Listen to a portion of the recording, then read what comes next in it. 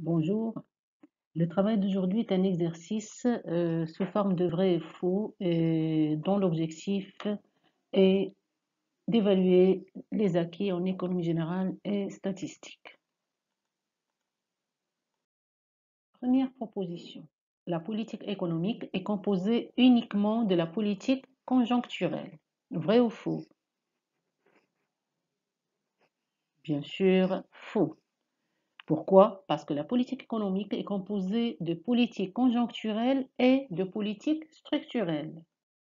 On rappelle ces deux composants de la politique économique, la politique conjoncturelle et la politique structurelle. Alors, la politique conjoncturelle, l'objectif étant de préserver les grands équilibres macroéconomiques sur le court terme. Elle est composée de politique monétaire et politique budgétaire.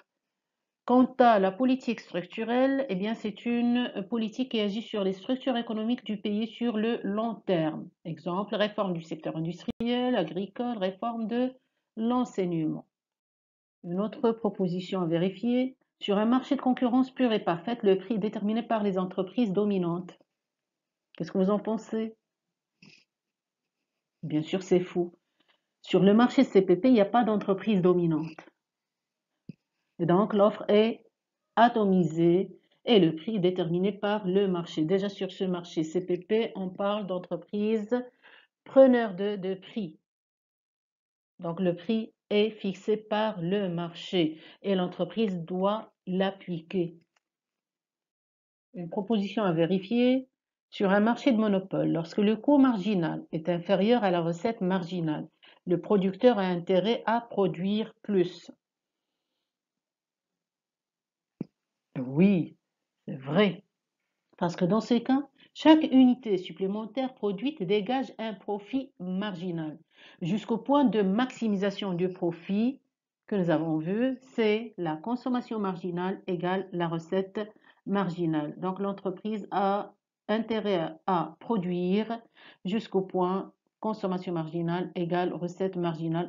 Tant que le coût marginal est inférieur à la recette marginale, l'entreprise a intérêt à produire plus. Une affirmation à vérifier. Un marché de concurrence monopolistique vérifie la condition d'homogénéité des prix. Vrai ou faux? Faux, parce que déjà, l'homogénéité, c'est une condition du CPP. Et sur le marché de concurrence monopolistique, la caractéristique principale est la différenciation des produits. Cette fois-ci, une formule à vérifier. Nous avons le solde du budget général hors produit des emprunts et hors amortissement de la dette publique à moyen et long terme correspond à la somme du solde ordinaire et les dépenses d'investissement du budget général. Vrai ou faux? Là, nous avons, est-ce que ça correspond à la somme du solde ordinaire et des dépenses d'investissement du budget général? Eh bien non, c'est faux. Le solde du budget général hors emprunt et amortissement est égal au solde ordinaire moins les dépenses d'investissement du budget général. Donc, il ne s'agit pas de la somme, mais de la différence entre les deux éléments. Passons à l'affirmation suivante. L'open market acheteur permet à Banque Maghreb de réduire le besoin de liquidité des banques. Vrai ou faux? L'open market acheteur, ça veut dire que Banque Maghreb va acheter des bons de trésor. Est-ce que cette opération va permettre de réduire le besoin de liquidité des banques? Oui, vrai. Parce que Banque Maghreb, à travers l'achat de ces bons de trésor, va injecter des liquidités, réduisant ainsi le besoin des banques.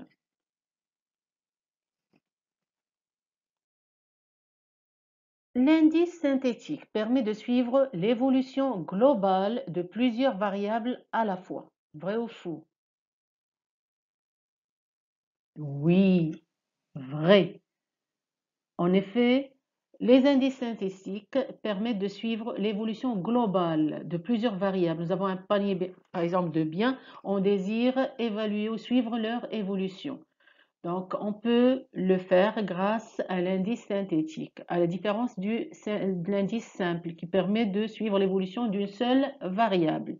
Et nous avons étudié l'indice de la Spears, l'indice de Pasch et aussi l'indice de Fisher.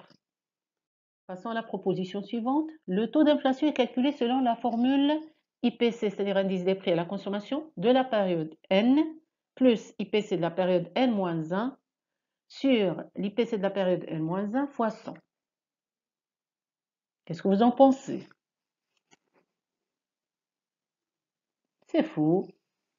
Oui, parce que l'IPC ou le taux d'inflation est calculé selon la formule IPC, toujours N, c'est-à-dire la période actuelle, moins IPC de la N-1 sur IPC N-1 fois 100. Donc, c'est la différence, non pas la somme des IPC. La demande de travail sur le marché émane des entreprises. La demande de travail. Faites très attention à ce terme. Demande de travail, non pas d'emploi. Alors, la demande de travail sur le marché émane des entreprises, vrai ou faux? Vrai. En effet, sur le marché du travail, les entreprises sont des demandeurs de travail. Elles formulent la demande de travail. Et les ménages sont des offreurs de travail. Et j'insiste sur le terme travail. Il ne s'agit pas d'emploi. Demande de travail, offre de travail. La proposition suivante, le marché boursier est un marché de capitaux à court terme. Faux. C'est un marché financier à long terme, contrairement au marché monétaire qui est un marché à court terme. L'affirmation suivante à vérifier, la seule cause du chômage est l'inadaptation des offres et des demandes de travail. Vrai ou faux? Alors là, c'est vrai que la cause du chômage est l'inadaptation des offres et des demandes de travail, mais c'est une cause parmi d'autres. Donc faux. Pourquoi? Parce qu'il y a d'autres causes. Le problème se pose au niveau de l'expression la seule. La seule cause, c'est pas la seule, il y en a d'autres, on va citer quelques-unes. Ce sont des causes générales. Nous avons les changements technologiques, la stagnation de l'investissement et la faiblesse de la demande intérieure, la concurrence internationale, la délocalisation, l'évolution géographique. Et là, nous allons essayer de reprendre un petit peu l'explication théorique du chômage selon les libéraux et les keynésiens. Alors, un petit rappel pour les libéraux. La cause du chômage est la rigidité du marché, du fait de l'intervention de l'État, ce qui entraîne le chômage. En effet, les entreprises sont découragées à recruter car le coût du travail est trop élevé, que ce soit le salaire minimum, la fixation des heures du travail, etc., ce qui rend, selon les libéraux, le marché rigide et décourage les entreprises à recruter puisque leurs charges vont augmenter. Deuxième explication, celle des keynésiens. Alors pour ces derniers, l'insuffisance de la demande globale entraîne une anticipation négative des entreprises. Pour les keynésiens, le problème du marché de travail provient du marché des biens et services. Lorsque les entreprises anticipent une demande insuffisante sur le marché des biens et services, ça va influencer leur recrutement. Donc, ça va influencer le marché du travail. Pourquoi? Parce qu'il n'y a pas assez de demandes, donc l'entreprise n'aura pas à produire plus, donc elle va arrêter le recrutement, voire licencier. Une autre proposition à vérifier, le taux de chômage des sans diplôme est égal à la population sans diplôme au chômage sur la population active totale fois 100. Oui, c'est faux, bien sûr. Lorsqu'on essaie d'évaluer une catégorie de chômage, on la vérifie par rapport au total de la même catégorie. Autrement dit, j'ai là le taux de chômage des sans diplôme à calculer. Donc, je prends la population sans diplôme en chômage divisé par la population active sans diplôme, la même catégorie. Même chose, si je veux calculer le taux de chômage des femmes, donc je prends le total des femmes en chômage divisé par le total des femmes actives. Je dis bien femmes. Par rapport au total de la même catégorie. Sans diplôme sur total actif sans diplôme, femmes sur total actif femmes, et ainsi de suite. Et on note, le taux de chômage sans diplôme, c'est la population sans diplôme en chômage sur la population active, mais attention, sans diplôme également, la même catégorie, multiplié bien sûr par 100. Et c'est valable même pour les autres catégories. Passons à la suite.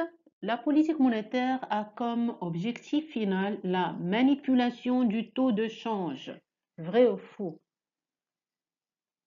Lisez bien la phrase. Faux, bien sûr. C'est vrai que la manipulation du taux de chômage est un objectif de la politique monétaire, mais ce n'est pas un objectif final. C'est un objectif intermédiaire. Alors, dans le cadre des objectifs, on va rappeler ceux de la politique monétaire. Nous avons la première catégorie, objectif final. Ils sont au nombre de 4 et ce sont ceux schématisés par le carré magique de Kaldor. Stabilité des prix, plein emploi, croissance économique, équilibre extérieur. Quant aux objectifs intermédiaires, il s'agit de la maîtrise de l'évolution de la masse monétaire, la manipulation du taux d'intérêt et la manipulation du taux de change. Une autre proposition à vérifier, le MASI est un indice boursier qui permet de mesurer la performance des titres boursiers les plus liquides. Vrai ou faux? Le MASI est un indice boursier qui permet de mesurer la performance des titres. Jusque-là, c'est juste. Mais le problème se pose au niveau des expressions les plus liquides. Là, c'est faux. Car le MASI mesure la capitalisation boursière globale, le marché dans son ensemble. C'est un indice boursier qui permet de mesurer la performance des titres boursiers, les plus liquides et les moins liquides, donc sans faire de distinction entre les titres. L'indice boursier qui permet de mesurer la performance des titres boursiers les plus liquides est, bien sûr, MADEX. Sans oublier qu'il y a un autre indice, c'est FTSE. Une autre affirmation, l'IPC est un indicateur économique de mesure du développement. Vrai ou faux? Alors déjà, nous avons IPC, l'indice des prix à la consommation. Est-ce que c'est un indicateur économique de mesure du développement? Non, c'est faux. L'indice des prix à la consommation mesure la variation relative des prix à la consommation d'un panier fixe de produits consommés par les ménages. Donc, ce n'est pas un indicateur de mesure du développement.